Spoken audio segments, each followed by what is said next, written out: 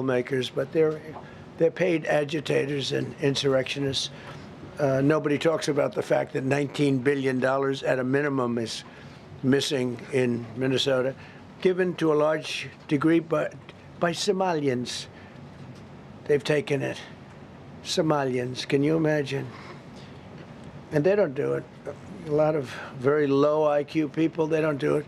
Other people work it out, and they get them money, and they go out and buy Mercedes-Benzes, and they come from here, they have no money. They never had money. They never had a life. They never had a government. They never had a country, because there's basically no country. Somalia is not even a country. They don't have anything that resembles a country. And if it is a country, it's considered just about the worst in the world. They come here and they become rich, and they don't have a job. I was told that Ilhan Omar is worth $30 million. She never had a job. She's a crooked congressman. So here is another one. And I have, oh, by the way, we just took out, these are all what ICE is doing. And it's a dangerous job. These are rough people. Weapons. This one here is very bad.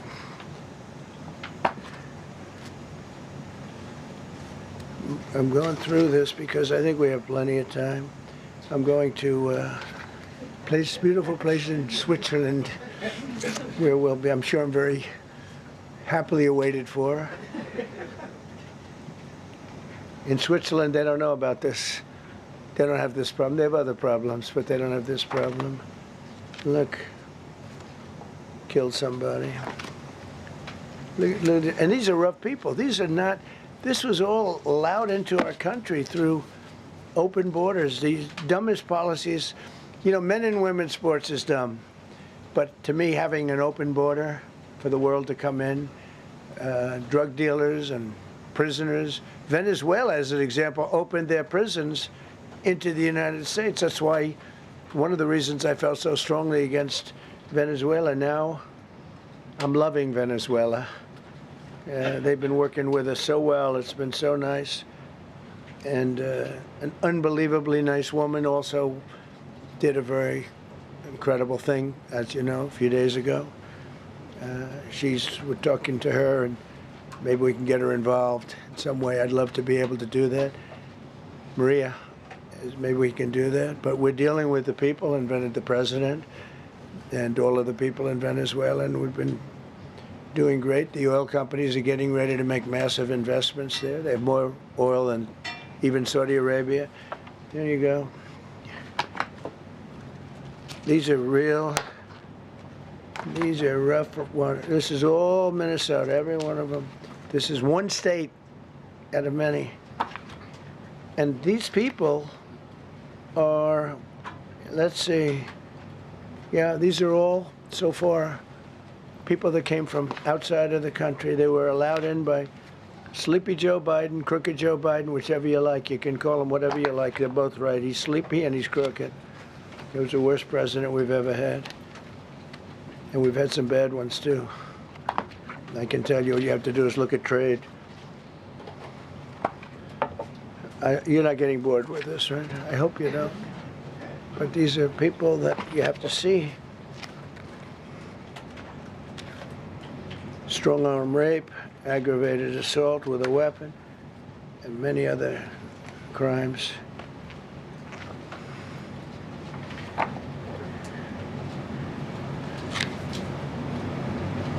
Gang member, known as one of the toughest people around. These are tough people. So this is what the people are trying to protect, because all ICE wants to do is get them out of our country, bring them to prisons and jails and mental institutions from where they came. That's all they want to do. They're patriots, and they have to be abused by guys like Don Lemon, who's a loser, lightweight. I saw him the way he walked in that church. It was terrible. I have such respect for that pastor. He was so calm. He was so nice. He was just accosted. What they did in that church was horrible yesterday. Look at this. 24 convictions. 24 times convicted. They're not charges, these are convictions. So he comes from outside the country. Do you think he's going to be good here? He's convicted 24 times, he's going to be good here, right? It doesn't work that way. It's a man murder. It's one of many. One of many. All they want to do is get him out. They want to take him out of our country. And we're met with paid agitators and insurrectionists, troublemakers. They're paid. You know, when the woman was shot, and I felt terribly about that. And I understand both sides of it. But when she was shot, there was another woman that was screaming shame, shame, shame, shame, right? You saw it. So loud. She was like a professional opera singer. She was so loud and so professional. She wasn't a woman that was hurt, like, oh, my heart's injured. She was a professional. She's shame, shame. She's screaming shame, shame. I said, that's not a normal person. That's a professional. These are professional agitators and professional people that want to see our country do badly. But that's not happening because we have the hottest country anywhere in the world, despite this stuff. Look at this. All top of the line criminals. They're not going to be good. They're not going to be well behaved here. I could do thousands. We had over 3,000 in the last fairly short while. Just in Minnesota. What's the number, Carol? 10,000. 10,000. 10,000 criminals arrested in Minnesota alone.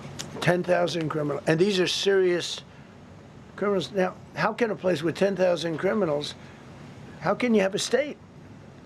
And yet they're fighting us. I like that guy. He keeps nodding to me. You agree with me, I guess. I like him. I don't know who he is, but I like him. He keeps nodding. He says, you're right. He's obviously a little on the right side, maybe. Look. These are rough ones. So this, we just took this off a stack. We have many stacks like this. Like, I could go 30 times what I'm showing you now.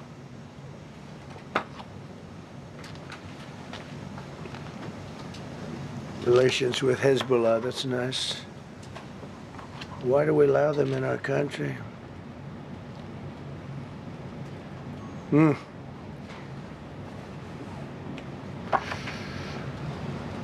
just looking at these charges. It's just pretty incredible. Many murderers, many, many murderers. People that murdered.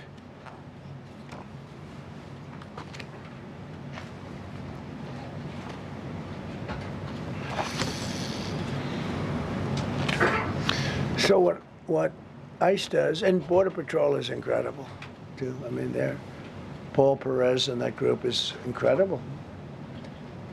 Mostly Hispanic, by the way. They're like 60% Hispanic. You know, they talk about Hispanic. They're mostly Hispanic, right?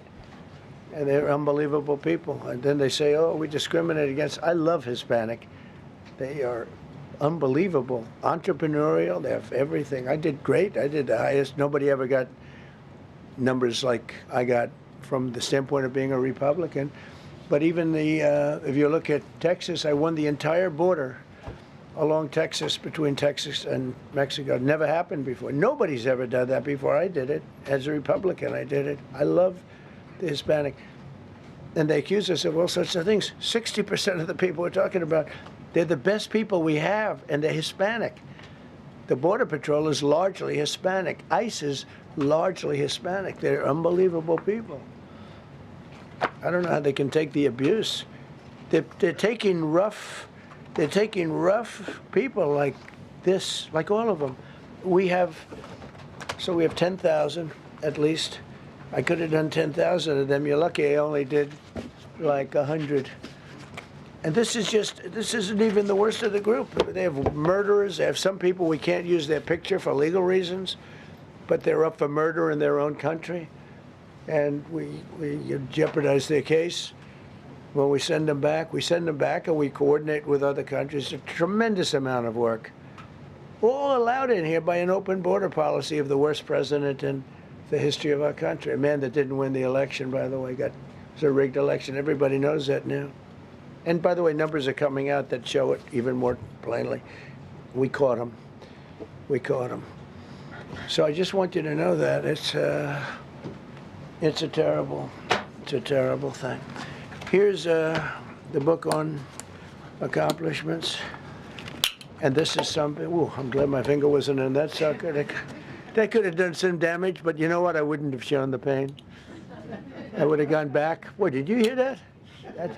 That was nasty. But I would not have shown the pain. I would have acted like nothing happened as my finger fell off. That was a nasty. I think somebody did that. I think it was him. It was my man. How were you? You didn't do it. I know you did.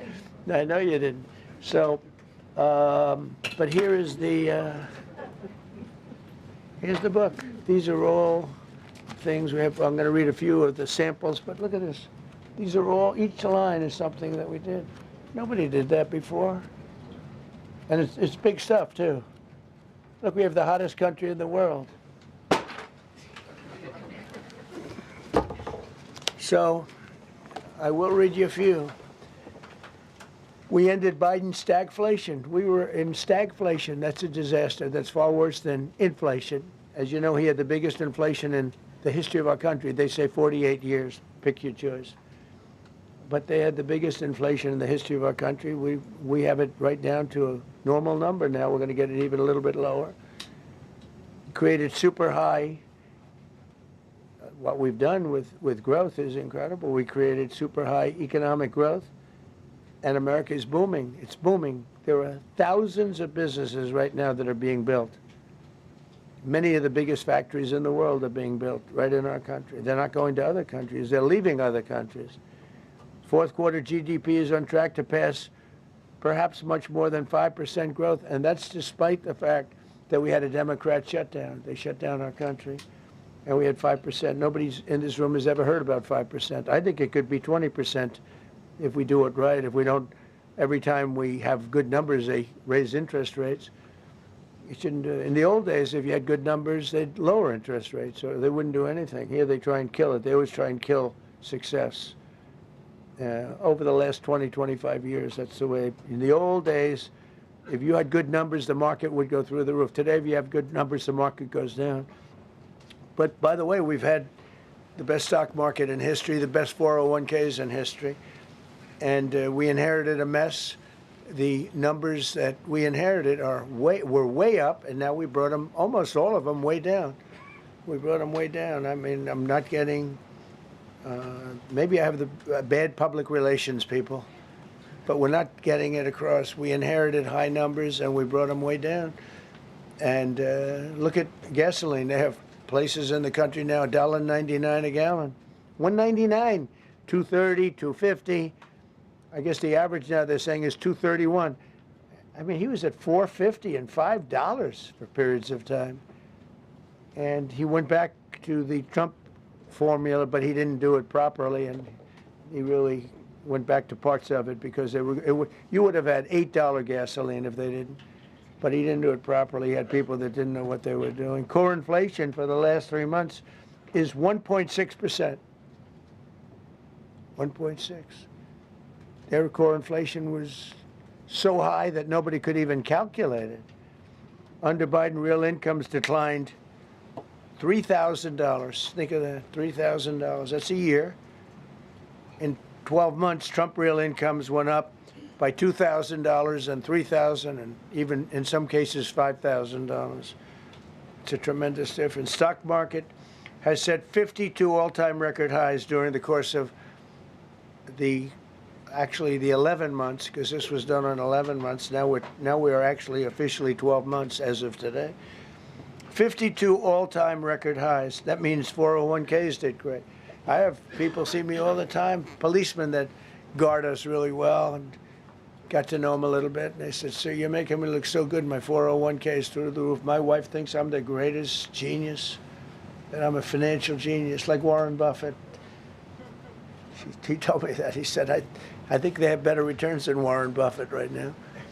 But he said, all my life, my wife has been criticizing me for not being smart financially. Now, all of a sudden, she loves me more.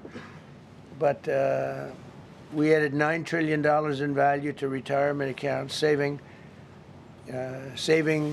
many people. I mean, they were going out of business. Think of it. We added $9 trillion of value to retirement accounts, savings accounts, and 401ks. That's during the course of 12 months. And I think it's probably 11 months because I don't think they have it for the 12. They have it for the 11. Added $9 trillion of value. Lifted more than 1.2 million Americans off food stamps in 1 year. They would have had another 1.2 million. We would have had, welfare would have gone up.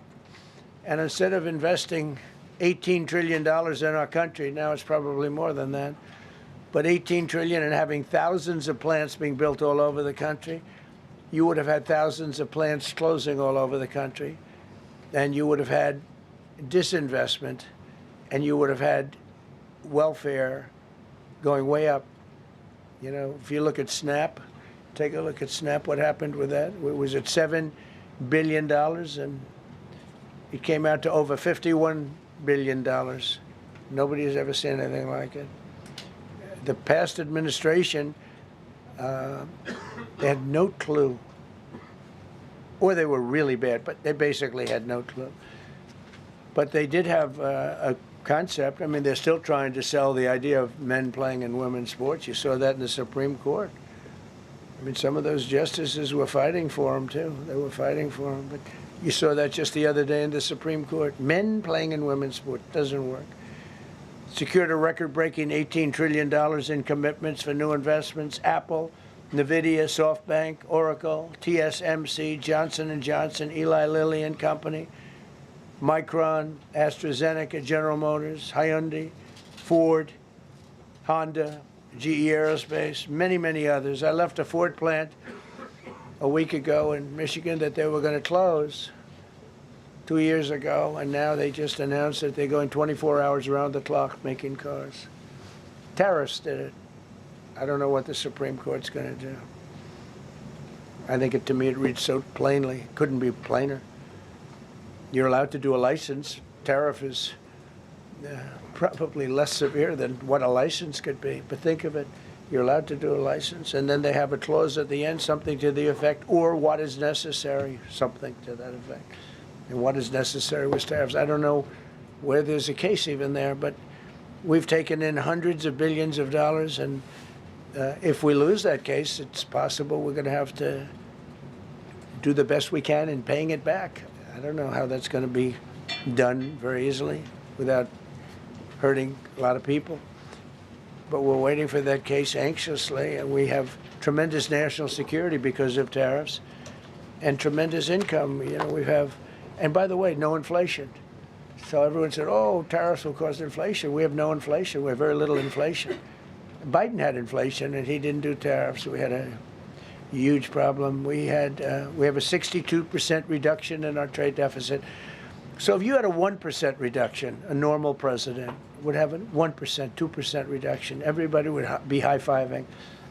Had a 62% reduction. Next year we won't have a trade deficit. We secured most favored nations agreements to slash drug prices by as much. To me, I think this might be the biggest thing of all. We get zero talk about it. The New York Times had a story way in the back of the paper, a little story about it. I think it's the biggest thing there is when you talk about health care. Drug prices will go down more than ever before for any country because we were priced at such a level that we were subsidizing the entire world, big place in the world. We were paying 10, 12, 13 times more than other countries. 13 times more, not 13%, 13 times more. A pill that was selling in London for $10 would sell in New York for $130. It's 13 times. More than that even. But we secured most favored nations agreements to slash drug prices by as much as 300, 400, 500, and even 600%, including with Pfizer, AstraZeneca, Eli Lilly, Novo Nordisk, Gilead Sciences, EMD, Serenio, and many others. If you look at some of the prices that are coming down, where a price would come down 1,300 coming down to $87.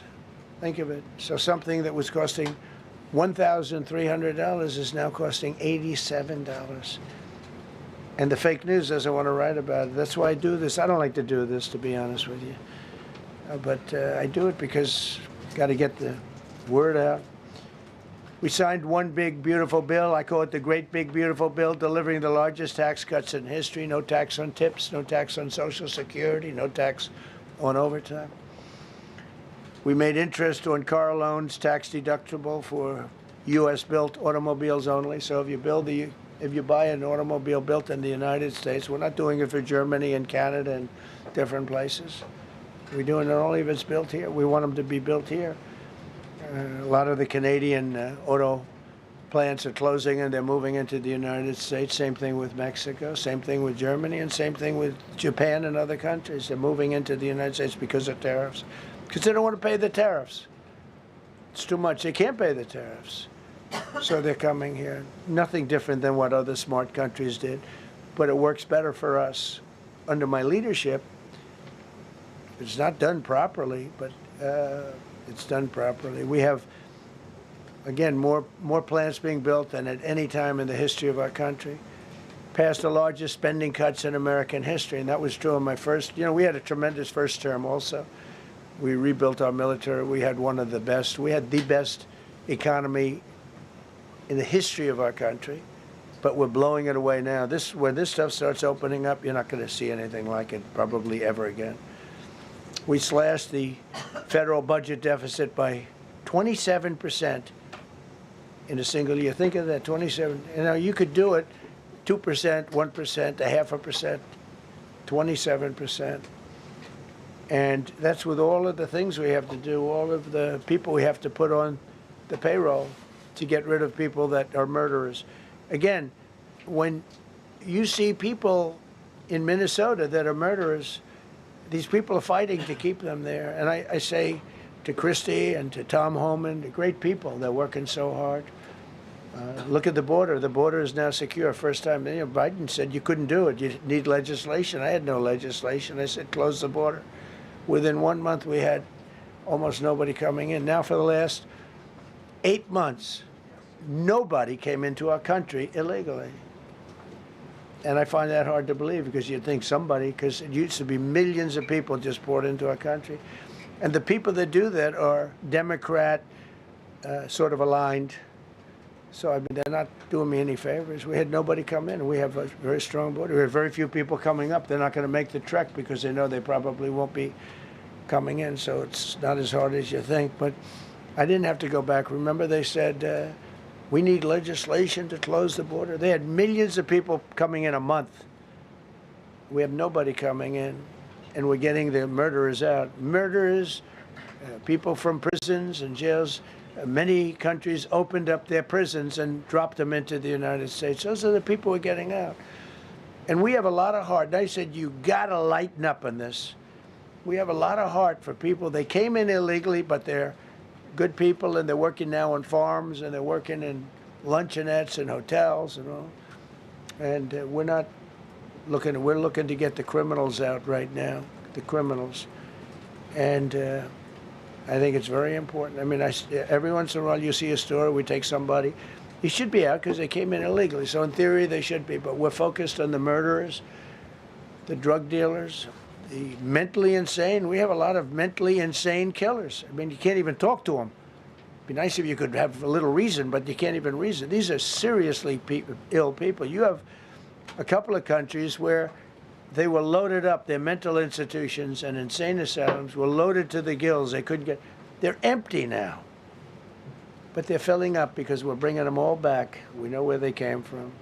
And every country accepts them. Under Biden, they wouldn't take. They had so little respect that they'd bring them there, and they wouldn't take them. They said, get the hell out of here. They would be bringing a plane in to land in a country, and they'd put 5 planes on the runway so you couldn't land the plane. So they'd come back with the people that they were bringing back. They don't do that with me. They do that with me. They have problems.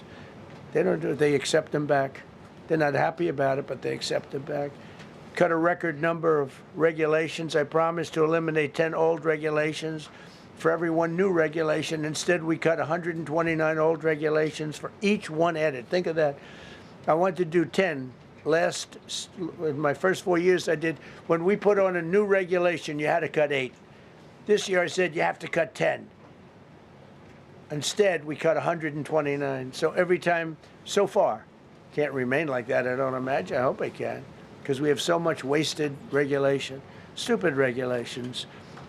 Regulations where they go by California, which is a disaster state, with a governor that truly is doing a bad job. He's killing that state. If he ever ran the country, this country would be Venezuela very quickly. Using tariffs slashed the U.S. trade deficit by an incredible 77%. The trade deficit is down, and that doesn't include the last month where we had our best month. We slashed the trade deficit by an incredible 77% in 1 year with no inflation, something that everyone said could not be done. So we had essentially no inflation. In fact, the last month we had almost no inflation. But we slashed the trade deficit by 77%. If you slashed it by 1%, that was good. Again, we did that with tariffs and intelligence. And we did that with November 5th, great election. We secured historic trade deals to reduce barriers on U.S. exports with countries covering 40% of all U.S. trade. Think of that. American exports are up by more than $150 billion this year. People said, oh, we're not exporting. All we do is buy. If you keep buying, you're not going to have a country for very long. So we increased exports by more than $150 billion. Investment in American factories is up 41%. That's a record. Nobody goes 41% up. You go 2% up, 1% up. You go down by 3%. If Kamala got elected, the 41% up would be 41% down. We removed over 270,000 bureaucrats from the federal payroll. That's another thing. So we have, we announce our unemployment numbers, call it unemployment or employment. And they were very good, but we could make them great. But we've slashed tremendous numbers of people off the federal payroll. Because ultimately, if you're on the federal payroll, I mean, we have jobs where they had 10 people for every job. So we cut. Now, if you want to see some good numbers, I'll hire 1 million people. We cut millions of people off the federal payroll. I don't like doing that, but the good news, I don't feel badly because they're getting private sector jobs and they're getting sometimes twice as much money, 3 times as much money. They're getting factory jobs. They're getting much better jobs and much higher pay. But all I have to do is say, like, what the Democrats do all the time. They hire 1 million people and then they hire another million. They load it up and it says, oh, they only have a 3% unemployment rate. It's a fake rate.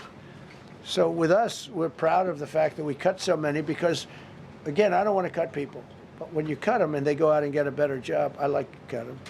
And sometimes they have to be forced to do that because, it's like they want to stay where they are. They don't know. And then all of a sudden they end up, we have many cases, Caroline, where people were devastated. They hated Trump. I got caught from my very boring federal job where they had, again, sometimes 10 people to do one job.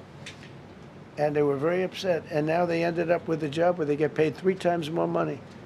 They're ending up buying houses. It's like crazy. So they went from not liking me to liking me a lot because it's hard to get. We need people. We need people. It's one of the reasons, when you have good people on the farm or good people in hotels and everything else, we want to work with them as much as we can.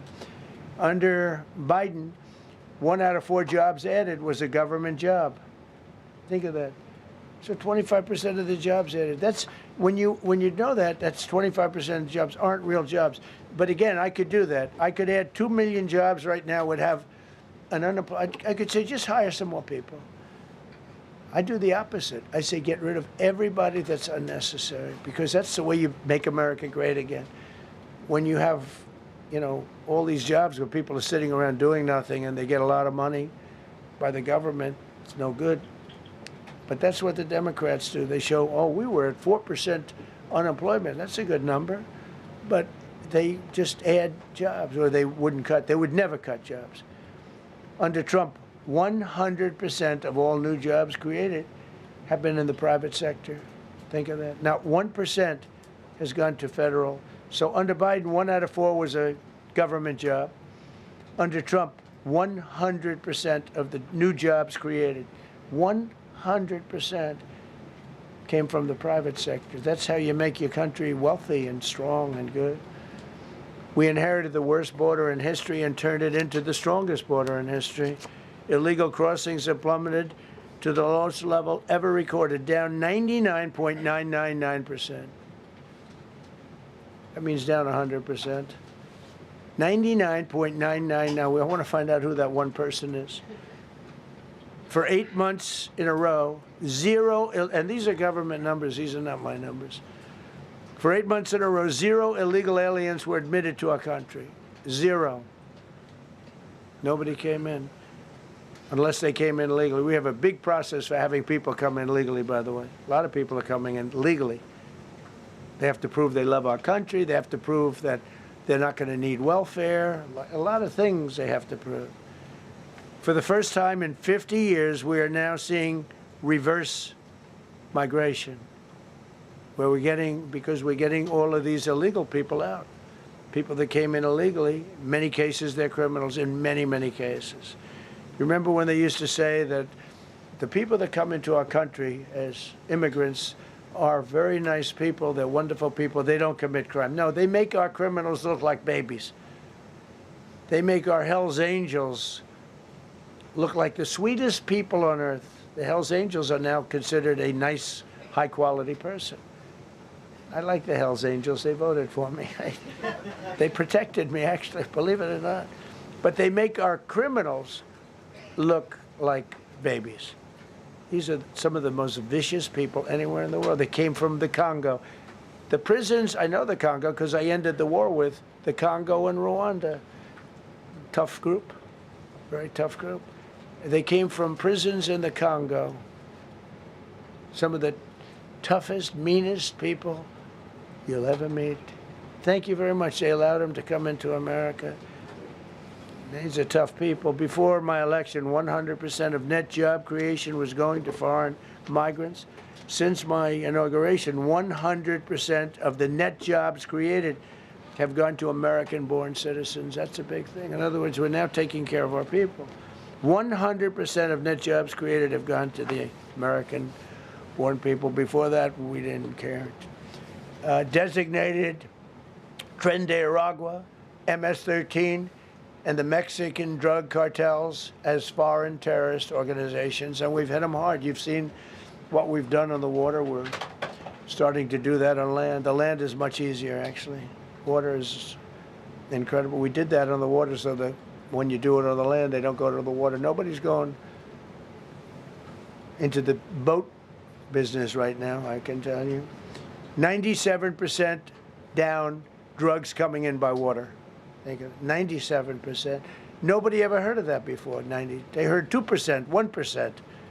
It went up 2%. 97, and we're looking for the 3%. Who the hell are the 3%? They're crazy. But we've taken out almost 100% of the drugs coming in by water. Now we're going to be very shortly starting drugs coming in by land. We know exactly where they're coming from. Remove tens of thousands of illegal alien gang members, drug dealers, murderers, child predators, human traffickers, fraudsters, savage criminals, and others. We removed them from our country. They're out. They're gone. In some cases, they're so dangerous that we put them in jail because we don't want to give them to their country. Their country doesn't do anything, and they end up coming back. We have some that they're so bad that we don't want to really release them. We want to put them in a jail where we know they're properly ensconced. Think of that. Remove tens of thousands of illegal alien gang members, drug dealers, murderers, child predators, human traffickers, fraudsters, and savage criminals. Why wouldn't you want them removed? The reason is because these are insurrectionists that are doing this work. And, you know, they're going to make mistakes sometimes. ICE is going to be too rough with somebody, or, you know, they're dealing with rough people. They're going to make a mistake. Sometimes it can happen. We feel terribly.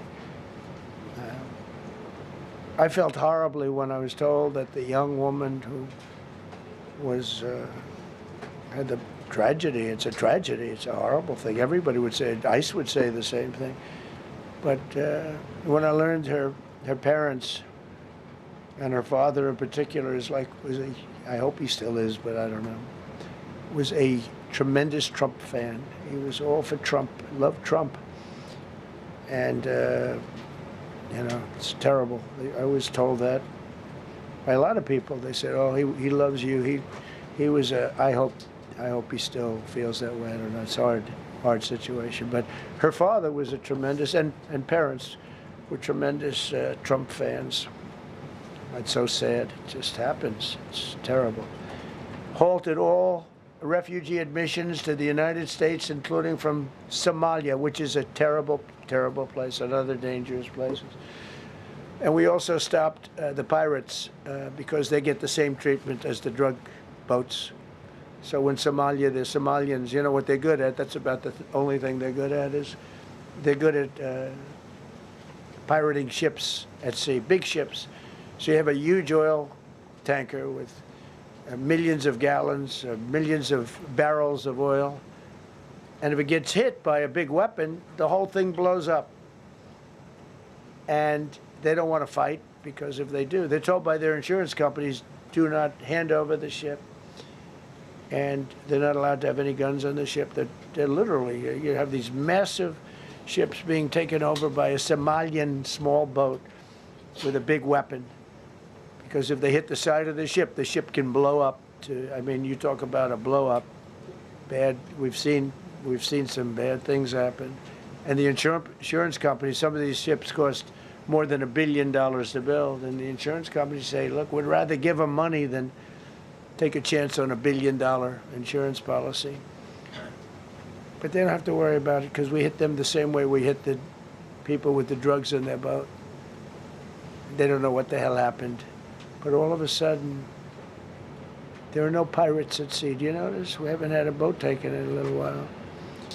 Came out of Somalia, really corrupt place. It's not a country. They don't have government. They don't have anything. I always hate to see this. Ilan Omar, she comes from Somalia, a backward country, probably the worst country. They say it's the worst country in the world, if it's a country. I don't even think it's a country. There's no organization, no anything. They don't have police. They don't have military. They don't have anything. They just have people running around killing each other and trying to pirate ships.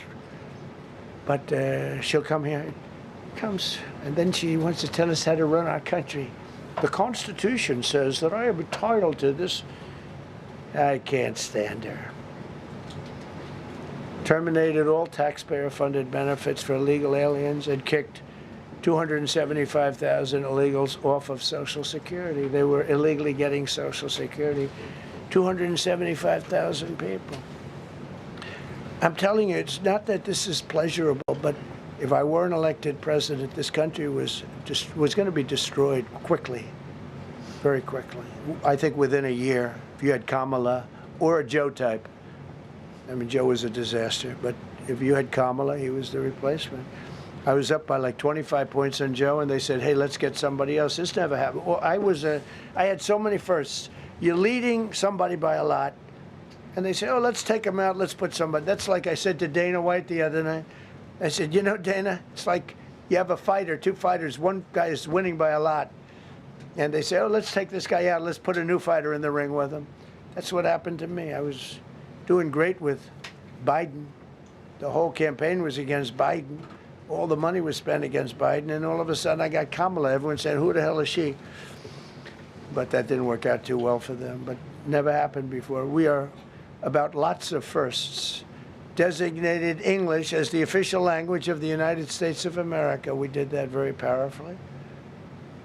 And while we're at it, we also took the Gulf of Mexico, and now it's the Gulf of America. Because we have 92% of the shoreline. It always bothered me. I'd say, you know, We have most of the shoreline. Mexico has a small percentage, talks about 8%. We have 92%. And I said, why is it the Gulf of Mexico? It should be the Gulf of America. I was going to call it the Gulf of Trump, but I thought that I would be killed if I did that. I wanted to do it. I wanted to. My people work so hard. Sir, I don't think it'll look too good. I'm telling you, it's a good thing. And it'll be hotter than ever, I said. No, but I decided not to do that. I'm joking, you know, when I say that. I was not going to call it the Gulf of Trump. Because tomorrow it'll be, Trump wanted to call it the Gulf of Trump, but he was rebuffed by his people. My people don't rebuff me too much. The Gulf of Trump, that does have a good ring, though. Maybe we could do that. It's not too late. No, we have the Gulf of America now. It's great. Our country is proud for the attack on Venezuela, the attack on the Iran nuclear capability, wiped it out. I mean, first administration, Soleimani, the father of the roadside bomb, al-Baghdadi, the father of ISIS, who was rebuilding ISIS. We wiped them out. Done a great job. Signed an order that will end birthright citizenship for children of illegal migrants. You know, that case is in court right now. That case was meant for the children of slaves. All you have to do is look at the years. Look at the years where the cases were filed and where the decisions were made. They were right at the end of the Civil War. They're trying to say that, you know, China's making a big business out of that. They come to the country, they have a child, the American citizen, they get all the benefits. It had nothing to do with that. That was for the children of slaves. And I hope the Supreme Court so rules. Designated fentanyl as a weapon of mass destruction. It is. We lost, I believe, 300,000 people this year. 300,000 people. That's like filling up one of those big football stadiums 5 times. It's not even believable. I mean, you could be in a war and you wouldn't lose that many people. So we designated fentanyl a weapon of mass destruction. Conducted numerous successful military strikes against narco-terrorists operating in our hemisphere, including the water strikes. Drugs brought in by ocean. So I told you that we're down by, I mean, close to 100%. It's hard to get somebody to pilot those boats, very hard. They have to be people that don't watch television, don't read the news. And we just blew up their facility. They had a docking facility where the drugs were stored. And now we have a great relationship with Venezuela. We're getting along fantastically with the leadership in Venezuela, so we wouldn't have to do that. This was done before the attack. But we captured and brought to justice the outlaw dictator of Venezuela, Nicolas Maduro, who, through drugs, killed millions of people in our country. Tremendous drug dealer. Also sent millions of people into our country, including Tren de Aragua, the worst gang. They say it's the worst gang in the world. They took over parts of Colorado. They just take the apartment building. They just took it away. Just took it away like we're here. They cut the hand off one man because he called the police. Who called the police? I did. You took my apartment from me. Boom, no hand. This is what they sent us. Restoring law and order, new category. D.C. and Memphis, federal task forces deployed massive numbers of federal law enforcement officers and National Guard to restore safety. Crime down in D.C. is almost down to nothing. D.C. was a very, very dangerous place, and I think you probably know better than I do. I have a lot of people in the media thanked me for that, but some of them found it hard to thank me. But, you know, D.C. is now, look how beautiful. D.C. is now, you can walk right from here to a restaurant, right through the center of town. You can be with your child, with your loved one, with your lover. Your lover's not going to be killed anymore, so you can act like a real lover. But you can walk right through the middle of the town, and D.C. is beautiful again, too, you know. You notice we took all the fences down, almost all, the rest are coming down. We got the graffiti all off. National Guard's been amazing. You know, we didn't tell them to do that. That's not their job description. But they were picking up garbage and everything. They were great.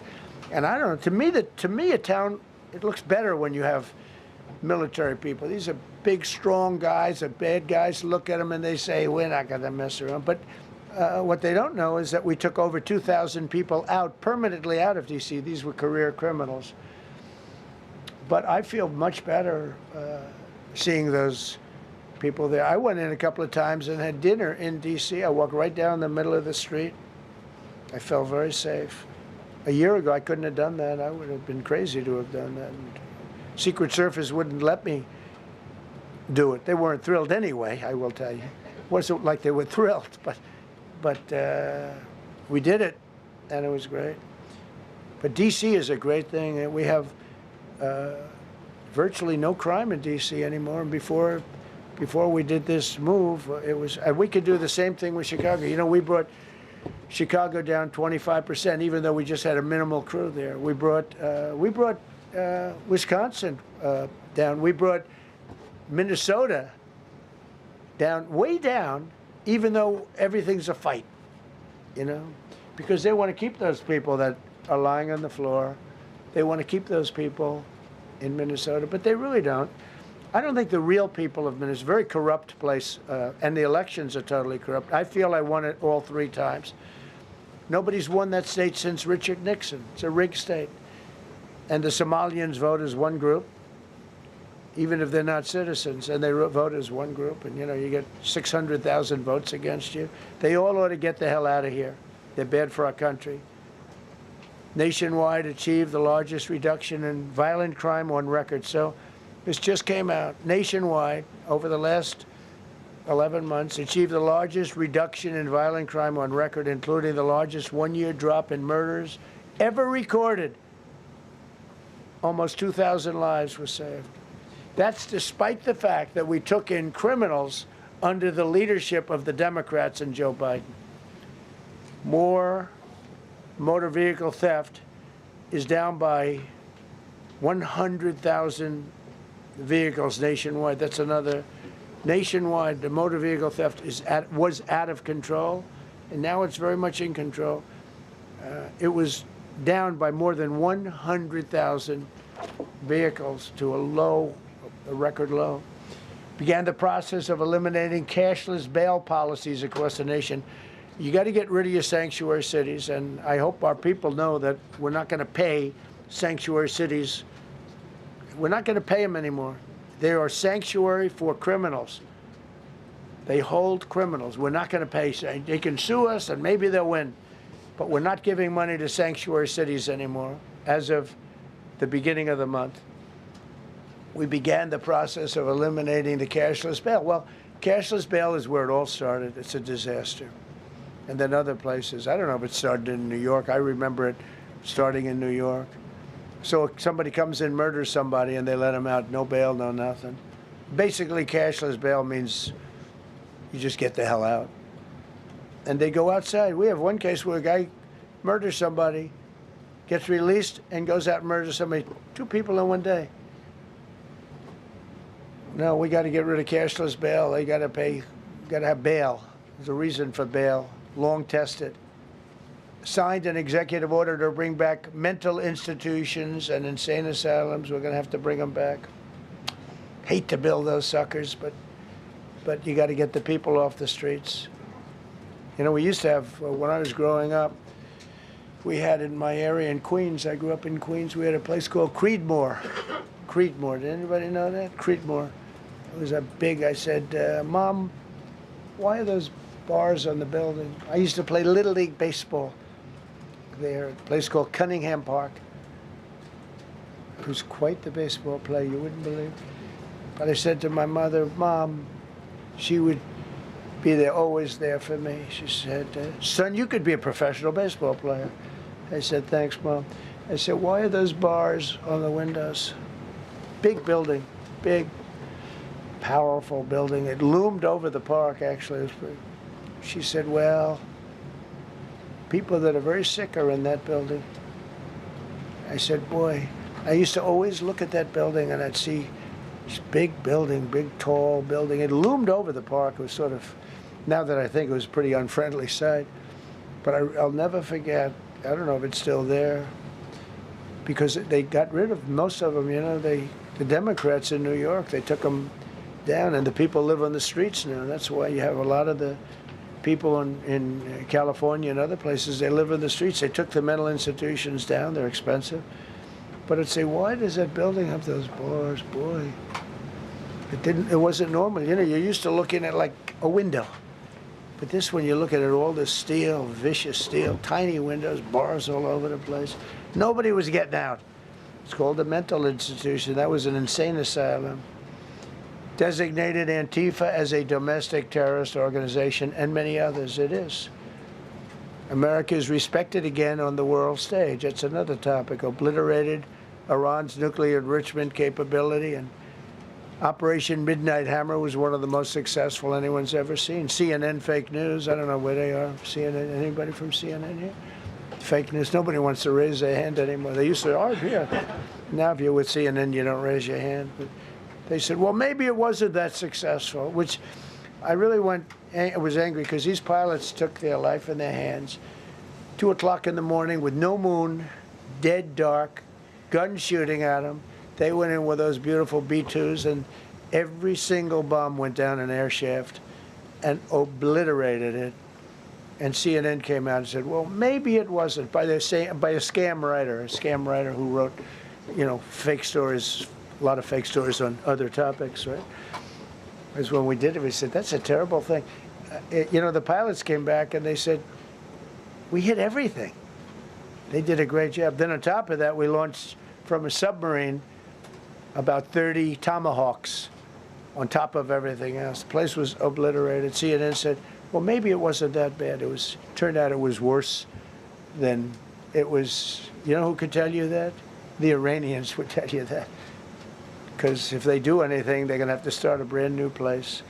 But they did an amazing job. That was like what we did with Venezuela. I mean, nobody's ever seen a military operation like that. Ended 8 unendable wars in 10 months. These were unendable wars. Cambodia and Thailand fighting for years. Kosovo and Serbia. The Congo and Rwanda. Pakistan and India, they were really going at it. 8 planes shot down. They were going to go nuclear, in my opinion. The Prime Minister of Pakistan was here, and he said President Trump saved 10 million people and maybe much more than that. They're both nuclear countries. Israel and Iran. Egypt and Ethiopia were going to fight over a dam, and I got them to stop. I still got to work it out, because they put a dam up in Ethiopia that stops the flow from a little river called the Nile. I always think of the Nile being in Egypt, beautiful Nile with the pyramids, but they put a dam up. You know who paid for the dam? The United States of America. It's the biggest dam, I think, in the world. They put a dam up. I said, how did you let that happen? Why would we have done that? We financed it. This country would. I don't know. Maybe it was a Republican president, but I don't think it was. I think it was a Democrat. But what a terrible thing. So Egypt basically is, they don't have enough water in the Nile. And they use that for a lot of things, including entertainment and travel and tourism and everything. I mean, I don't know. They got a big dam. I got to work that one out now, too. Armenia and Azerbaijan, President Putin told me, I cannot believe you settled that war. I've been trying to settle that war for 10 years. Armenia and Azerbaijan. They were fighting it for many, many years. And I ended up getting the heads of both countries in my office. The beautiful Oval Office, much more beautiful now than it ever was. And one sat at one side, one sat at the other. He said, I've been the head of Azerbaijan for 22 years, and for 22 years I've been killing his people. And the other gentleman, and both very good guys, said, I've been here for 7 years, and for 7 years I've been killing his people. And they started over there, and within an hour they were next to each other, and by the time we ended, they were hugging each other, and it's been a great peace, Should have gotten the Nobel Prize for each war, but I don't say that. I saved millions and millions of people. And don't let anyone tell you that Norway doesn't control the shots, okay? It's in Norway. Norway controls the shot sale. So we have nothing to do with it. It's a joke. They've lost such prestige. That's why I have such respect for Maria doing what she did. She said, I don't deserve the Nobel Prize. He does. When she got it, they said, wow, that's amazing. I thought President Trump would get it. President Trump deserves it. He ended up 8 wars. How nice, right? It's a good woman. Got all 20 living hostages returned to their families, and the remains, they all came out. We got the 20 living hostages. We got the 28 hostages. They have 1 left that we think we know where it is. Amazing. Looked like we weren't going to get anywhere near that. Now they've gotten almost. And more importantly, we got many more, hundreds. We got them all. If we didn't do it, you wouldn't have had, most of those people would have been dead. I don't know if that's covered properly, but you know, the 20 is great. They were the last ones. I always said the last 20 are going to be hard, but we got them. We got the last 20, and we got close to 28 of the bodies of the dead. And to those parents, that was just as important as getting their son back alive. They were almost even more intent on getting, they knew their son was dead. They wanted to get the body. I got him back. We just created the Board of Peace, which I think is going to be amazing. I wish the United Nations could do more. I wish we didn't need a Board of Peace, but the United Nations, and you know, with all the wars I settled, the United Nations never helped me on one war. I mean, I guess I'm not blaming them. I didn't call them to help, but I got, you know, the presidents and prime ministers together. We knocked heads. We got along, and they liked me. I liked them. Every single one of them nominated me for a Nobel Prize. Every one of the wars, among many other people, nominated me for a Nobel Prize. But Putin told me, I cannot believe you got this war settled. I've worked on it for 10 years because it's his territory. Rescued 83 American hostages and citizens detained from abroad without paying a lot of money. Paid no money. Apprehended terrorists responsible for the Abbey bombing that claimed the lives of 13 U.S. service members in Afghanistan, the lowest point in the history of our country. That was a Biden disaster. I was getting out, but I was getting out with dignity and strength. We were the boss. Oh, we were the boss. They wouldn't do a thing against us. And this very stupid person got in, and what a shame. They should have left from Bagram, which is the big military base, which has hundreds of acres around it. Should have left from Bagram. Terminated visas of Hamas sympathizers and deported pro-jihad foreign nationals. Got NATO members to agree to raise defense spending to 5% of GDP from 2%, and they pay the 5%, and they didn't pay the 2%. And by the way, I did more for NATO than any other person alive or dead. Nobody's done for NATO. And I think for the most part, they'll tell you that. I think you could ask the Secretary General about that, but he said it a lot. I've done more for NATO than anybody, and I see all this stuff, but NATO has to treat us fairly, too. The big fear I have with NATO is we spend tremendous amounts of money with NATO, and I know we'll come to their rescue, but I just really do question whether or not they'll come to ours. You know, I'm just asking. Just saying, right? You remember during the debate? Just saying. Signed $1 trillion investment in U.S. military. And next year, we hopefully will go to a $1.5 trillion. We're building battleships that are 100 times more powerful than the battleships of World War II, which are the big, beautiful, those big, beautiful things with the guns. I said, what about bringing them out of dry dock? They said, sir, what we're building will blow them away. Think of it.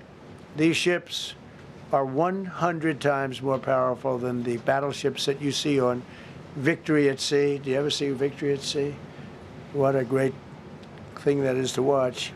Renamed the Department of Defense into the Department of War, which everyone loves, by the way.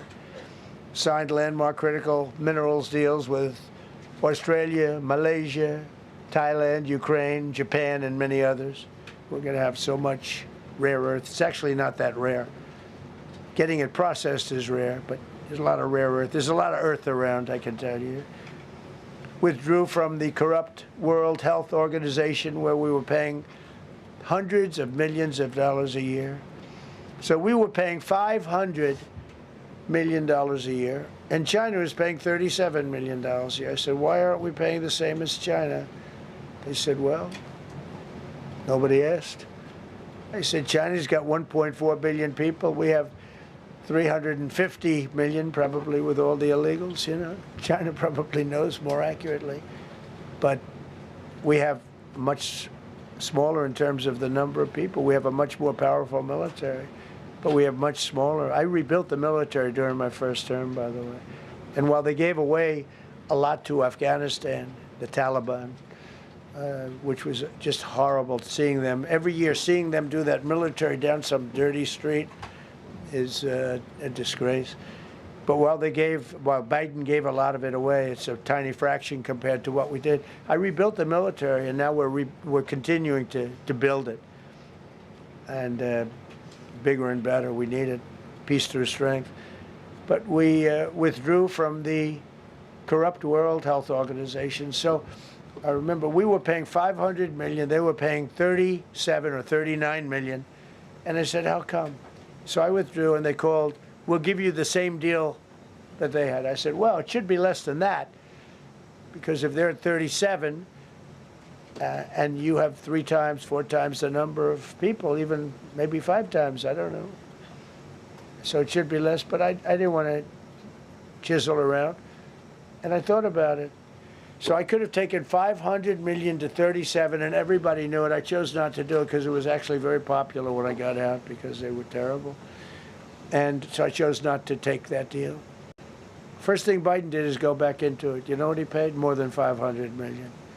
So I actually called them. I said, you know, you can buy it for less. You can make a deal at 37. There's no reason to pay 500. They didn't care.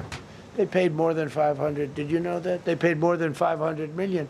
I made a deal at 37. I could have had 37. They were public about it. We'll give you the same deal that China has for 37. And they paid $500 million. That's the way you ruin a country. And it's the same attitude that, you know, you have on everything else with these people. They were terrible. The anti-American UN Human Rights Council we ended. The UN Relief and Works Agency we ended. And the fake Paris Climate Accord, which was a ripoff of America, where we had to pay $1 trillion and they were paying nothing. China didn't kick in until 2035. We kicked in immediately. We were supposed to pay $1 trillion. Russia went to a standard of 1991, which was a dirtier standard.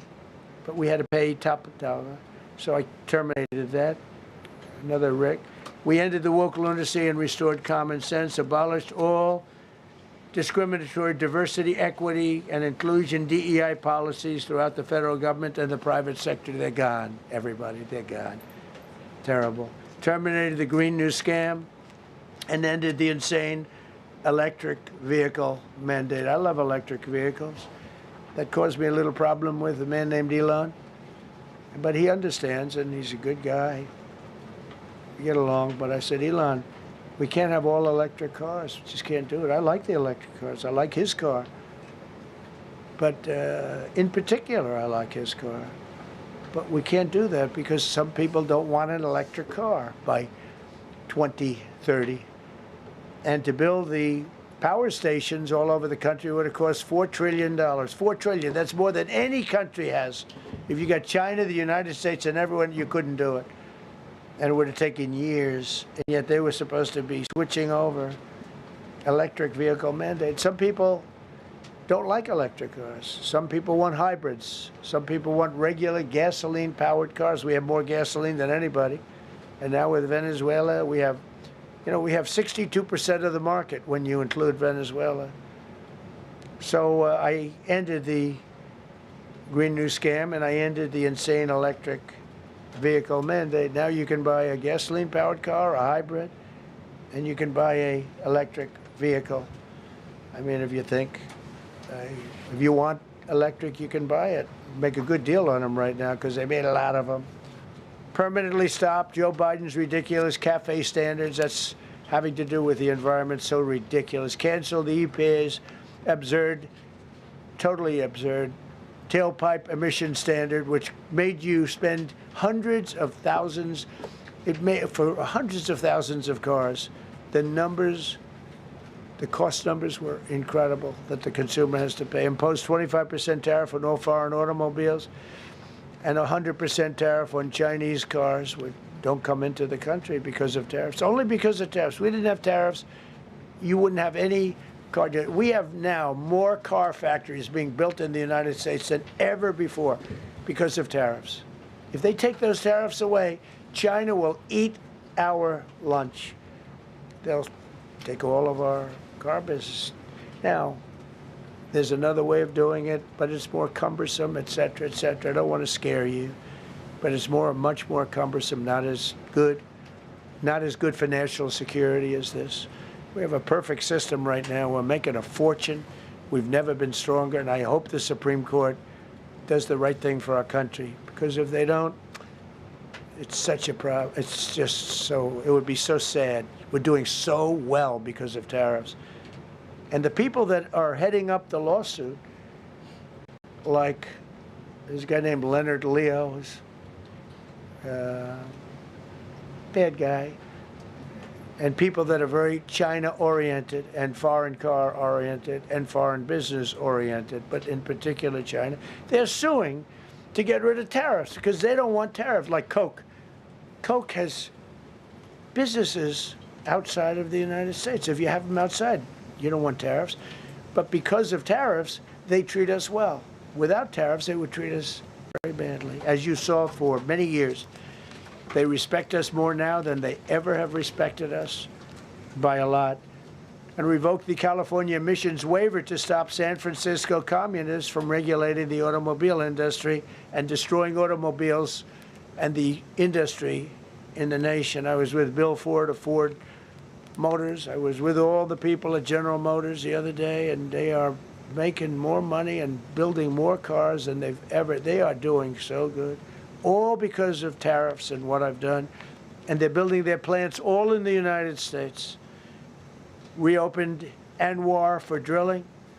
That's a big deal. Launched a massive Alaskan pipeline project to export natural gas to Asia. We made a deal with South Korea and with Japan that gives us money, the likes of which nobody's ever seen before. Signed executive orders to end Biden's war on coal and I say clean, beautiful coal. I never say the word coal. It has to be preceded by the words clean, beautiful coal. And put miners back to work. The miners love Trump. I think I got 100% of their vote. We banned transgenders from the military. We don't want transgender in the military.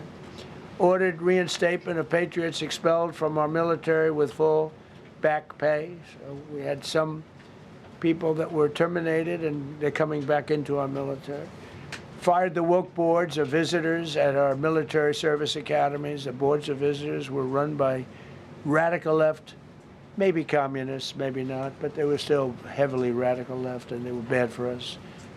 Signed an executive order to remove anti-American propaganda from federal museums and national parks. Required the federal employees to return to work in person or be fired.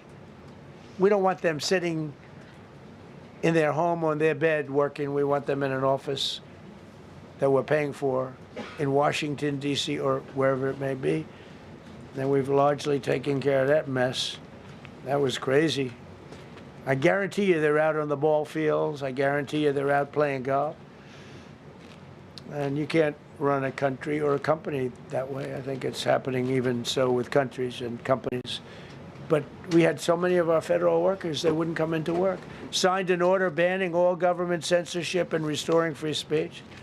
Made it the official policy of the United States government that there are only two genders. This was not a tough one. Two genders. Can anybody guess what they are? Male and female. I think the Democrats know that too, but they refuse to admit it. Banned the use of puberty blockers, hormone injections, and other chemical and surgical mutilation of children. Can you imagine saying this 15 years ago? That we banned the use of puberty blockers, hormone injections, and other chemical and surgical mutilation of our children. You know, when I say it, I say, do I have to say that? I actually asked my people today, yes, sir, because that's where the country went. Banned men from playing in women's sports. Big Supreme Court case on that. I mean, I can't believe it. Some of the justices were fighting hard for men to be able to play in women's sports. A couple of them. I can't imagine it, but I think anybody that rules that way should lose a lot of credibility. But we banned men from playing in women's sports. All you have to do is look at the records. Look at weightlifting records. Look at swimming records. Look at track and field. It's not fair. It's very demeaning to women. Banned transgender ideology and critical race theory from our schools. Secured unprecedented settlements with Brown University, Columbia University, and many other colleges, including the University of Pennsylvania, where I went, the great old Wharton School of Finance. To restore fairness and merit, we're working with Harvard right now. They've been very anti-Semitic. Terrible what they've done. And we'll see what happens. I hear we have a deal, but who the hell knows with them? They have a lawyer that wants to show how hot he is. Ended taxpayer-funded student loan forgiveness for radical left and anti-American activists. Can you believe it? Began the process of abolishing the Federal Department of Education and returning education back to the states. And Linda McMahon is doing a fantastic job. Ended Joe Biden's weaponization of our government and removed his hand-picked radical left Marxist prosecutors from the Department of Justice, like deranged Jack Smith. He's a sick son of a bitch. They gave me the worst of the worst. And here I am. How did that happen? How did that happen? He's a sick guy, and Letitia James is sick, and Alvin Bragg is sick. They're sick people. And others. Fani, you can't call Fanny. She doesn't like it. She wants to be called Fani. Fani Willis. I won. Can you imagine putting somebody through that? And then if I suggest that somebody may be guilty of a terrible crime, oh, he's weaponizing government. Trump is weaponizing government. It's terrible. Can you imagine? They say to me about weaponize, I don't weaponize anything. But what they did to me, nobody ever went through what I went through. And here I am in a place called the White House. It's a beautiful place. Who would have thought, right? Signed legislation to cut all taxpayer funding to woke and biased NPR and PBS. And they're sort of gone now, I guess. I heard they closed up. They were terrible. They were so unfair. They were so terrible. Officially reinstated Columbus Day. I like the name Columbus Day. The Italian people are very happy about it. Remember, when you go to the voting booths, I reinstated Columbus Day. That was an easy one. Christopher Columbus. Cut Social Security wait times by 50%, serve 65% more Social Security recipients by phone, and are on track to doubling the service and performance compared to the Biden administration. We're 2.5 to 3 times better and faster. Slash VA claims backlog to the lowest number ever recorded. Created Trump accounts starting with $1,000 for every newborn baby. This is something that's become so popular. And I give Mr. and Mrs. Michael Dell Computer, who put in $6.25 billion, started with nothing. And he actually invested all that money to give to kids so that when they grow up, they have an account that might be worth a lot of money. It'll be riding with the markets. And, you know, they can, at 20 years old, 21 years old, they could have $100,000. They could have a lot of money. That's going to be amazing. But I give a lot of credit to Mr. and Mrs. Michael Dell. Signed an AI executive order to ensure the United States dominates the future of artificial intelligence. So we're leading China. We're leading the whole world. We're producing more electricity than we ever have because I'm allowing every one of those plants to build their own electric facility. We're giving them very, very fast approvals, unlike Los Angeles with the fire. So the federal government, I want to give a lot of credit to Lee Zeldin. The hardest approval for the 20,000 houses or more that burned down in Los Angeles because they didn't have the water. They didn't allow the water to come down from the Pacific Northwest. They routed the water. into the Pacific Ocean. So we had no water there. No, he had. I would say open up the water, open it up to the governor, to the mayor. They didn't want to do it. They wanted to protect a tiny little fish that's, I said, how can you have a fish when you don't have any water? It was just an excuse, I guess, but it's amazing. We took 20,000 houses, and Lee Zeldin, the toughest permit is from the federal government. Within 2 weeks, every single permit was given to the people to build their houses. Then you have the incompetent mayor of Los Angeles. He's neutral, who decided to go to Africa during the fire. So you have this incompetent mayor, and I had it out with her the night when I got, right after the fire, I went there. She said, we're working on it so that we can have everybody starting to build within 2 or 3 years. Remember that? I said, you mean 2 or 3 days? No, I mean 2 or 3 years. And the place went crazy. Well, they still haven't gotten their permits. But every federal permit, every single one has been given a year ago. And Lee Zeldin has done a great job. And he's done a great job in the approval of all these big plants and factories and all of the electricity that they're creating for themselves. I said to Zuckerberg, I said to all of them, I said to Jeff Bezos, I said to everybody. Mark Zuckerberg couldn't believe it. He said, where are we going to get all the electricity? Because you need double the electricity that the country currently makes just to fire up those big plants.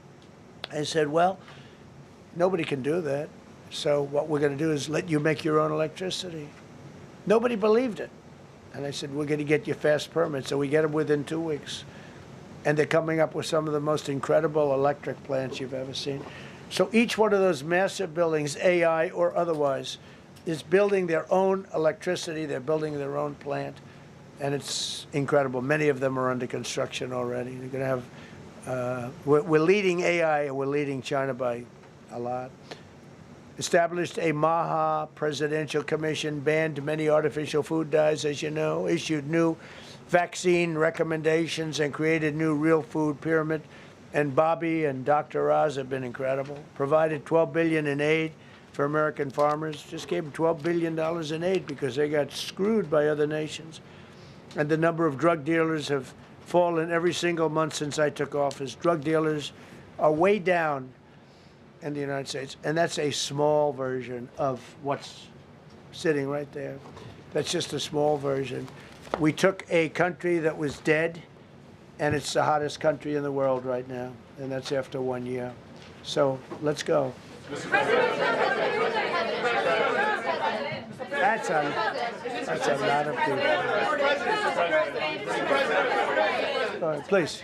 Yeah, go ahead. Thank you so much, Mr. President. I have 2 questions for you. One, do you want your Board of Peace to replace the UN? Well, it might. I mean, the UN just hasn't been very helpful. I'm a big fan of the UN potential, but it has never lived up to its potential. The UN should have settled every one of the wars that I settled. I never went to them. I never even thought to go to them. They should be able to settle those wars. They don't. I believe you got to let the UN continue because the potential is so great. And another one, you invited Lula from Brazil to be part of the Board of Peace. I did. What role do you expect him to play, especially a big role. I like Venezuela? Yeah, and another one, because the UN... Are you from Brazil? Yes. The EU and Mercosur just signed a trade agreement this weekend, which is going to be the biggest trade zone, free zone in the world. Right. At the moment, you are talking a lot about tariffs. What is your reaction to that? So 2 questions, Lula. Well, look, I just think this. I think we have trade like we've never had before. We're doing better in trade than we ever have before. We're not being ripped off by every country in the world like we were before. We're doing numbers that nobody's ever thought possible. We're the richest we ever were. It's because of tariffs and the proper use of tariffs, and we're also the most secure. As an example, Iceland, without tariffs, they wouldn't even be talking to us about it. So we'll see what happens. I think it's going to work out quite well. right behind. Thank you, Mr. President. How would you characterize your relationship with Emmanuel Macron and Keir Starmer right now? And have you spoken to them since your Truth Social post last No, I night? haven't, but I think I get along very well with them. I mean, they always treat me well. They get a little bit rough when they're, when I'm not around. But when I'm around, they treat me very nicely. Mr. President. And, I like both of them. They're both liberal. They've got to straighten out their countries. You can't, London is having a lot of problems. And if you look at Paris, got a lot of problems.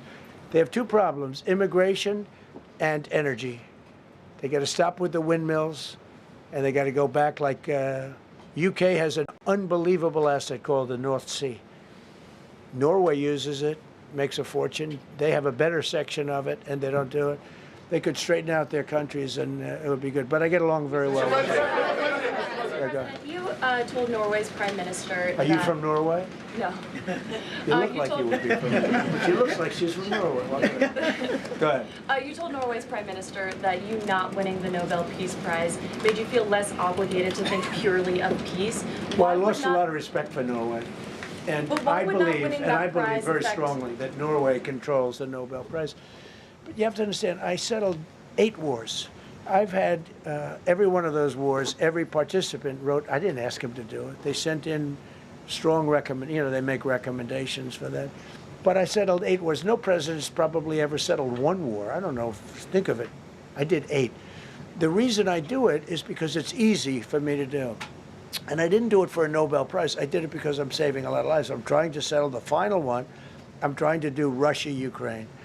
And when Russia's ready, Ukraine's not. When Ukraine's ready, Russia's not.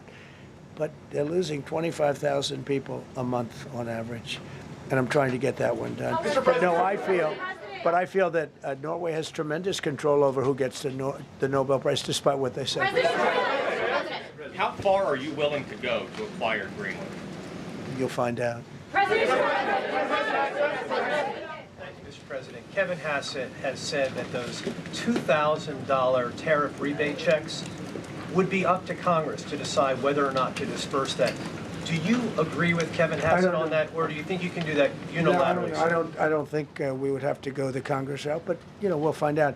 The reason we're even talking about it is that we have so much money coming in from tariffs that we'll be able to issue at least a $2,000 dividend and also pay down debt for the country. But we do a $2,000 dividend to the people of our country. Would probably set a limit of, income limit where it made sense. But we will be able to make a very substantial dividend to the people of our country. I believe we can do that without Congress.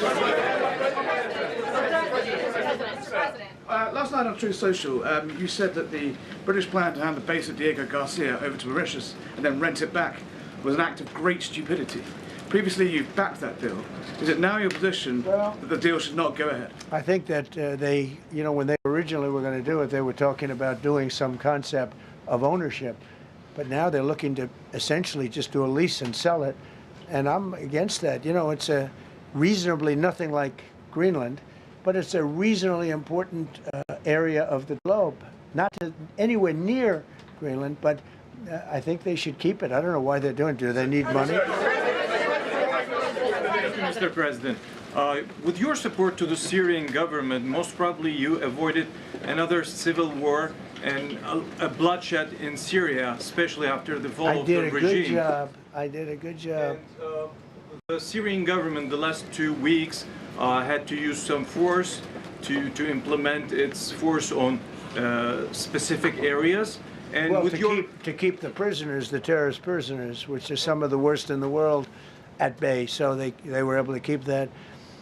He's working very hard. The president of Syria is working very, very hard. Strong guy, tough guy, pretty rough resume. But you're not going to put a choir boy in there and, get the job done. I spoke with him yesterday because we were talking about the prisons and, what was going on. We have some of the worst terrorists in the world in those prisons, and he's watching them. Syria, sir. Mr. Go ahead. President, Gavin Newsom is going to be at Davos if he's not already there. You're probably going to run into him. I presume that this is for him to raise his platform for 2028, but what do you anticipate his foreign policy platform is going to be? I don't know. I don't know that he's going to be the nominee. I know this. I had a very good relationship with Gavin Newsom when we were, in office together. I was president. He was the governor of California. We had he would talk about it often, and somewhere we just went astray. I just hate the way California is being run. We actually have people leaving. It's never happened before, but I hate the way it's being run. He and I had a very good relationship, really close to the word exceptional, but now we seem not to. Thank you, President Trump. President Trump, you spoke earlier. Mr. President. You've been hearing from allies. Thank you so much, President Trump. Kara Castanova from Lindell TV. And you spoke earlier about the 2020 election. Now that Maduro is in U.S. custody and he was criminally charged, has any more information emerged that you could share with us regarding Venezuelan election software and Venezuelan ties to tampering with the 2020 election? And would you consider speaking to Maduro personally in prison in New York to get some answers on Venezuela's involvement with the 2020 election? No, I don't think I would be doing that. I think my lawyers would be very unhappy if I did that. Yeah, they've learned some things. Please.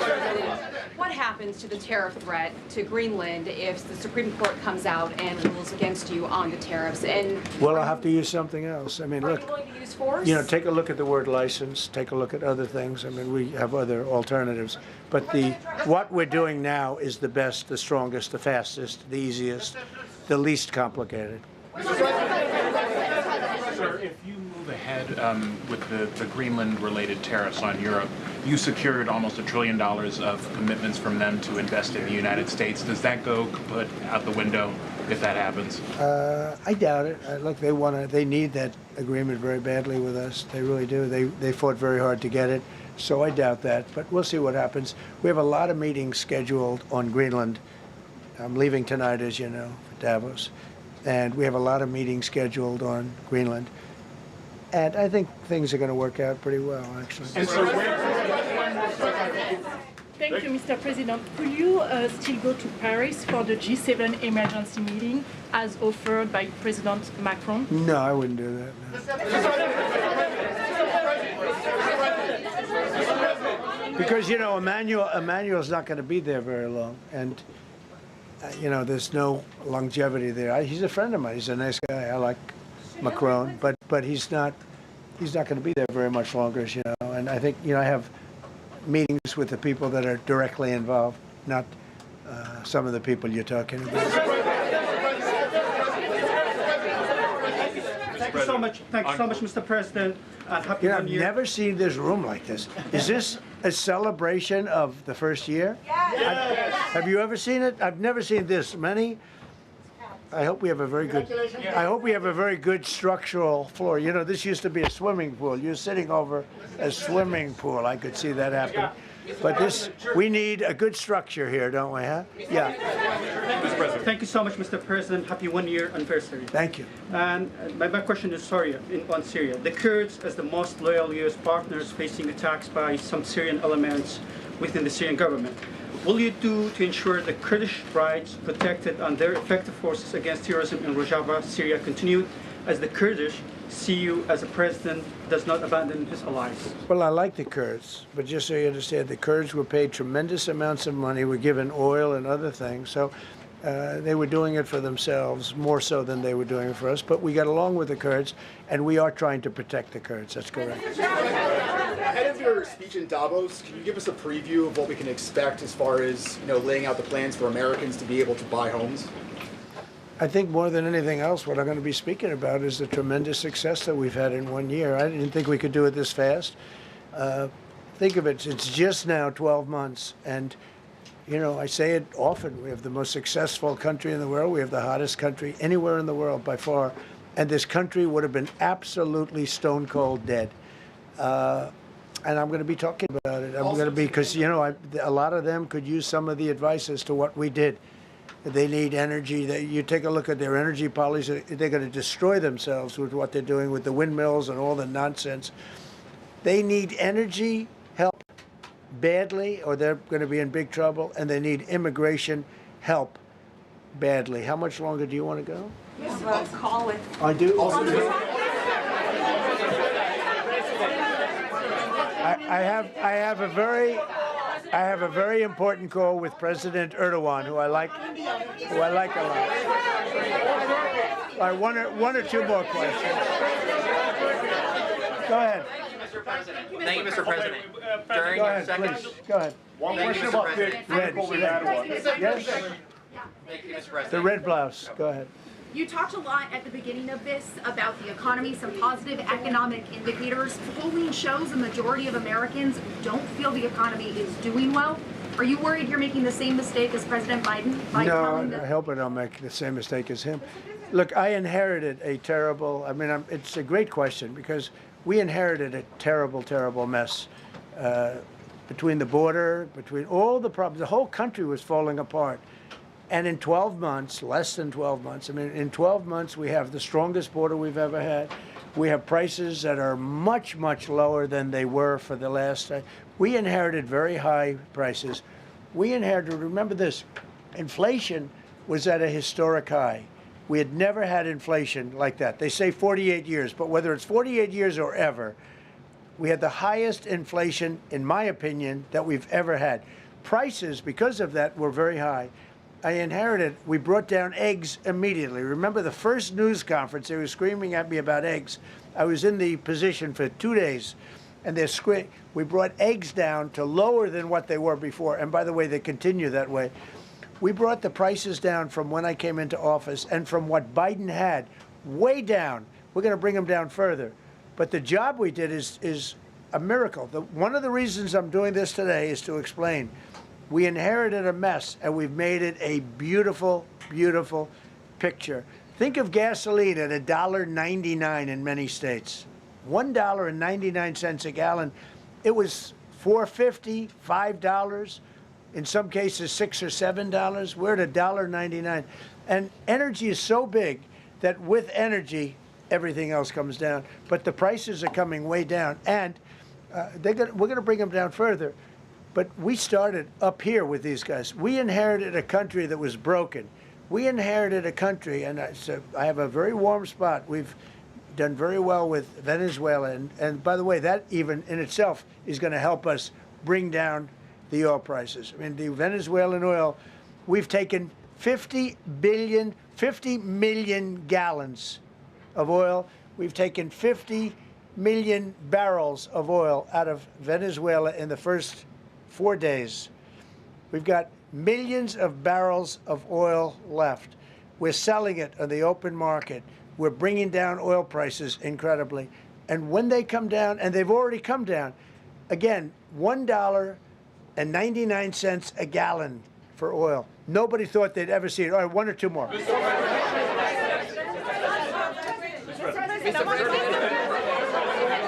ahead, go, yes. President, Yes. I want to ask you about Iran. Is the military option still on the table? And can you assure us that the killing in Iran has stopped? And when regard to the Peace Council, which members have to pay $1 billion? So with Iran, are you from Iran? No, I cover the White House. Where are you from? I'm Palestinian American.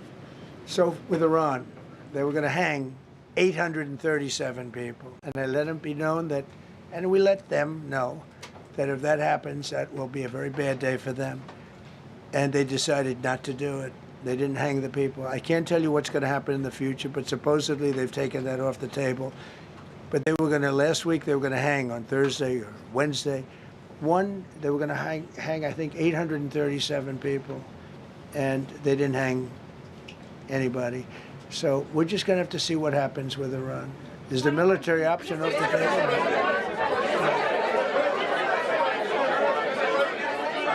Go ahead. Thank you, Mr. President. President Trump. Thank you, President Go Trump. ahead, please. Thank you, Mr. President.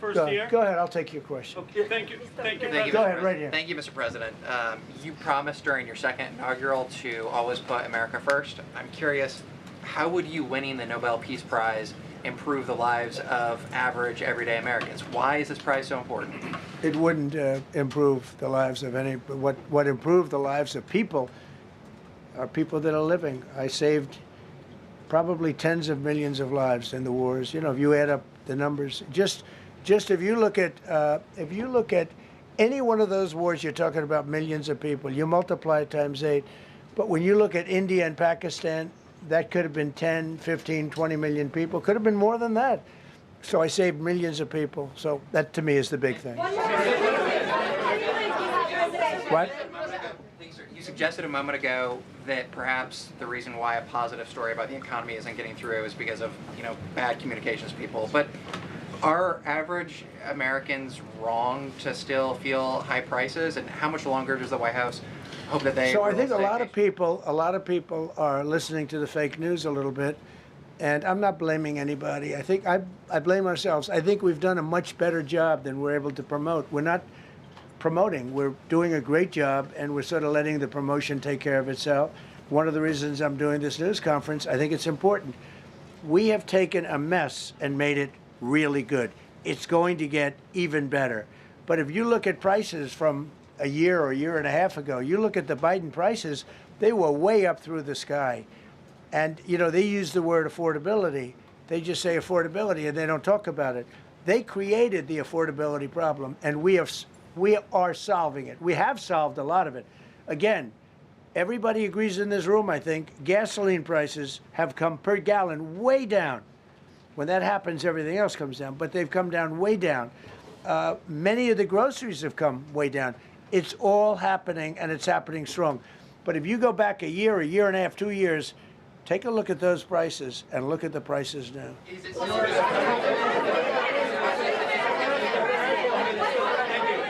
President, on Venezuela, you made a condition. Where are you from? I'm from Spain. Nice place. Thank you. You made a condition that the political prisoners should be freed. It seems that they are not being as fast as they promised in the beginning. Would that be an issue for the current government? They've agreed that they're going to let, I guess, most of them out. Or depends on what they did, but they have released a lot of. Released a lot of political prisoners in Venezuela. Mr. President, earlier on last year, you had indicated that you wanted to take back the Panama Canal. I know we've heard a lot about Greenland. Is that still on the table? I don't want to tell you that. Sort of. I must say, sort of. That's sort of. Okay, one more. Yes, blonde, blue. Yes, go ahead, ma'am. Go ahead with the blue, holding the computer. If a consequence of your determination to take control of Greenland is the ultimate breakup of the NATO alliance, is that a price you're willing to pay? You mean the breakup of it's very interesting. So I think something's going to happen that's going to be very good for everybody. Nobody's done more for NATO than I have, as I said before, in every way. Getting them to go up to 5% of GDP was something that nobody thought was possible, and pay. At 2%, they weren't paying. At 5%, they are paying. And they're buying a lot of things from us, and they're giving them, I guess, to Ukraine. That's up to them, but they're giving them to whoever they're giving them to, but they're buying a lot. I think that we will work something out where NATO is going to be very happy and where we're going to be very happy. But we need it for security purposes. We need it for national security and even world security. It's very important. How about it? Thank you very much. First of all, last year you told me that you believe that the reason you won the election is because God put you in this place so that you could save the world. Looking back 1 year, do you feel like God is proud of the effort that you've put in? I do, actually. I think God is very proud of the job I've done. And that includes for religion. You know, we're protecting a lot of people that are being killed. Christians, and Jewish people, and lots of people are being protected by me that wouldn't be protected. People that wouldn't necessarily love me instinctively, they're saying this was an incredible year. We've had an incredible year economically. Look at our border. Our border was a disaster. People pouring. It was an invasion into our country of a lot of very bad people. Good people too, but a lot of very bad people from prisons and drug dealers and gangs and horrible people, murderers, thousands and thousands of murderers allowed into our country. And we now have the strongest border of any country. There's probably not a country, I guess North Korea has a pretty strong border, by the way, but there's not a country in the world that has a border like we do. And we took it from the worst border. We had the worst border in the world. Now we have one of the strongest borders in the world. One more question. You said you're confident something's going to get worked out in Greenland, but Greenlanders have made it clear they don't want to be part of the U.S. Well, what gives the U.S. the right to take away that self-determination? When I speak to them, I'm sure they'll be thrilled. Mr. President, are you committed to keeping the U.S. in NATO? I've had such a good relationship. I've made it so much better, so much stronger. It's so good now. NATO is so much stronger now. I don't agree with a lot of the things they've done, but that was done before I got there. I think NATO's been good. Sometimes it's overrated, sometimes it's not. But we have a strong NATO. When I came here, we had a weak NATO. We had a NATO at 2%, and they weren't paying. You had a nothing NATO. NATO's, whether you like it or not, it's only as good as we are. If NATO doesn't have us, NATO is not very strong.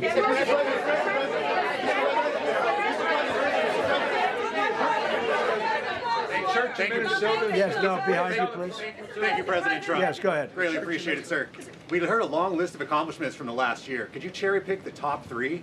And then looking forward, what are your 3 most important priorities in 2026? So I think the building of a really powerful military has been a great achievement, and that would include the Venezuela thing, that would include the attack on Iran and the wiping out of the nuclear threat. I think that's been really amazing what we've done militarily. I think what we've done in business has been incredible. We have $18 trillion coming in. Plants are being built all over. Thousands of plants are being built all over the country. 18 trillion is a record. No country has ever come anywhere even close to that. I think that's a record.